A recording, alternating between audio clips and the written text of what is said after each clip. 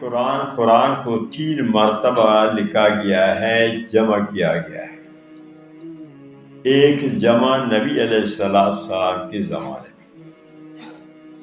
اس جمع کا مقصد یہ تھا کہ جو آیات سورتیں صحابہ کو یاد تھی ان کو ہڈیوں پر، پتھروں پر، کاغذوں پر، پتوں پر، درخت کے پتوں پر لکھا گیا۔ یعنی پہلے یاد تھے، لکھے ہوئے نہیں، نبی علیہ السلام نے اس طرح ان کو لکھوایا۔ ایک جمع تو یہ تھا۔ دوسرا جمع صدیق اکبر کی خلافت میں فاروق اعظم رضی اللہ عنہ کی مشورہ سے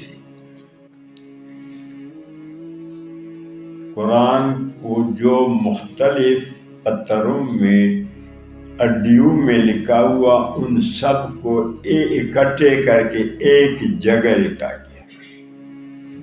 پہلے مختلف چیزوں میں جو لکھے ہوئے جمع نہیں تھے ان کو سب کو اکٹھے کر کے ایک جگہ لکھا گیا۔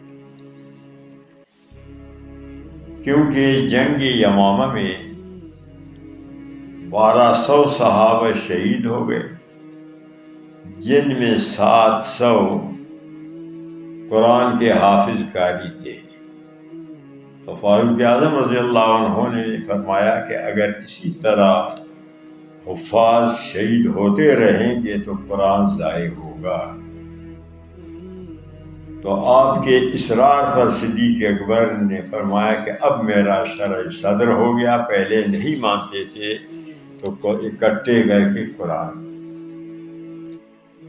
تیسری مرتبہ، تیسرا جمع عثمان غنی رضی اللہ تعالی عنہ خلیفہ ثالث کے دور میں حضرت حذیفہ رضی اللہ تعالی عنہ کے مشورہ سے جمع کیا گیا۔ مانا کہ پہلے 7 لغتوں میں قرآن پڑھا جاتا تھا، ایک لغت پر اس کو جمع کیا گیا، لغت قریش پر، کہ قرآن نازل ہوا ہے لغت قریش پر، قریش کی زبان پر۔ تو جو آج کل پڑھا جاتا ہے یہ لغت قریش ہے، ایک لغت میں۔ تو 3 مرتبہ قرآن کو جمع کیا، نبی علیہ السلام کے زمانے میں، پھر صدیق اکبر کے زمانے میں،